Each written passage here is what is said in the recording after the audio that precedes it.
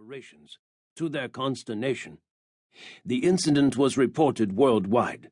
The Americans were completely surprised, shocked, and embarrassed by our capabilities. They lost much face. The question and answer session went on for another 20 minutes. Then the officers were sent to an outer office. Admiral Wu wanted some time alone to mull his choices. He got out of his chair, went to a window, and lit a cigarette.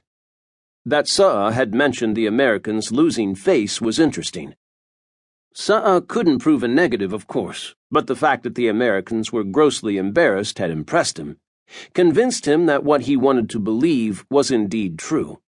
Never would he have willingly offered such a humiliation.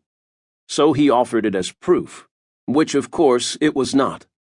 Wu well knew the ingrained inability of Orientals to admit mistakes or embarrass their superiors, to lose face. Some of them would defer to erroneous decisions made by their superiors, even if it cost them their lives. This cultural attitude was so ingrained that huge mistakes in the Chinese military acquisition process cost untold billions of yuan and long delays. Wu had fought this cultural foible his entire career, trying to get ships, submarines, missiles, aircraft, and finally China's sole aircraft carrier designed, built, and operational. At times he thought the shipyards, engineers, and naval officers would rather build it wrong and pretend it worked than admit a mistake. Zheng's and Sa'a's careers were in submarines. Nuke subs were the future, if they were already vulnerable to American submarines.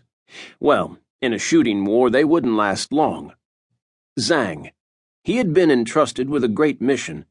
Would he admit a mistake or an unforeseen glitch? Probably not. Ultimately, Admiral Wu decided how the Americans got interested in Ocean Holiday didn't matter. Today, what mattered was whether they knew her mission. The Beijing politicians wanted the fish in the yellow East and South China Seas, and the Gulf of Tonkin, and someday the Philippine Sea.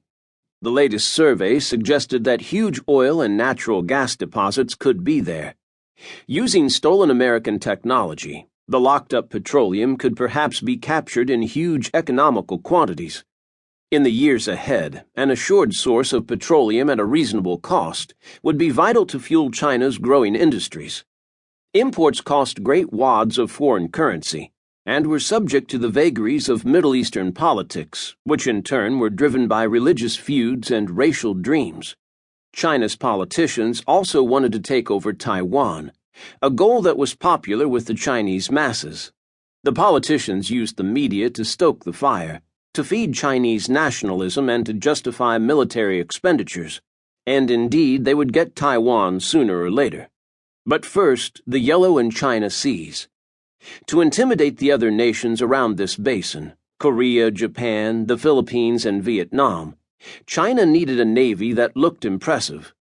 Not a navy that could win World War III, but a navy that could cow the neighbors, and the United States, whose navy ruled this ocean. As Wu analyzed the problem, it really didn't matter if U.S. submarines had a technological edge on Chinese submarines. What mattered was that Chinese ships and submarines were better than those of any of China's neighbors who might be inclined to fight for their rights. The Americans, well, they had sold their souls for cheap Chinese goods for Walmart. American corporations were investing billions in China. The Americans would not go to war over Vietnam's or the Philippines' rights in the China Sea. Probably. The trick was to raise that probability to a certainty, and the way to do that was to weaken the United States Navy, to do it in such a way that it could never be proven who was responsible. Japan made that mistake when they attacked Pearl Harbor in 1941.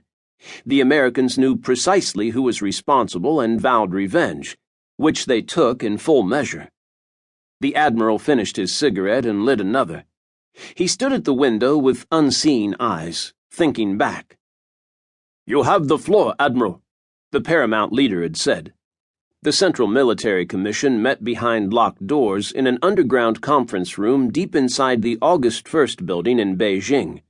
The paramount leader was also chairman of the CMC, General Secretary of the Communist Party of China, and President of the People's Republic of China. He was a technocrat.